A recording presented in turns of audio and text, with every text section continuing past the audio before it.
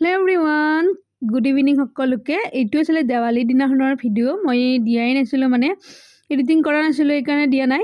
এয়া মই চাকি তাকিবোৰ জিকাই থৈছোঁ, মানে অকণমান নতুন চাকি যিহেতু তিয়াই থ'ব লাগে, সেইকাৰণে বহুখিনি ব্যস্ততাৰ মাজৰ কাৰণে মই ফটো ভিডিঅ' এনেকৈ দিব পৰা নাই। সকলোকে কমেণ্টো কৰিব পৰা নাই, বেয়া নাপাব আপোনালোকে।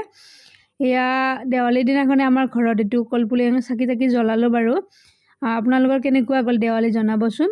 এইবাৰতো সেনেকুৱা নাই, যিহেতু আমাৰ মাজত জুবিন দা নাই, তো ভাল লগা নাই, একো উৎসৱে ভাল লগা নাই। এইবাৰ চব সেমেকি গৈছে।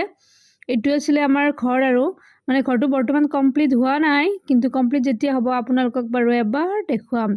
এইটো আছিলে আমাৰ চুবুৰীটো বাৰু অকণমান আপোনালোকক দেখাই দিম বাৰু, কেনেকুৱা কোনে কি কৰিছে। আমাৰ ইয়াত যিহেতু কালী পূজা হয় ন, সকলোৱে জানে, ডাঙৰকৈ হয় বাৰু কালী পূজা। ইয়াৰ পিছত আমি চাকি তাকি বন্তি জ্বলাই আৰু কালী পূজা চাব যাম।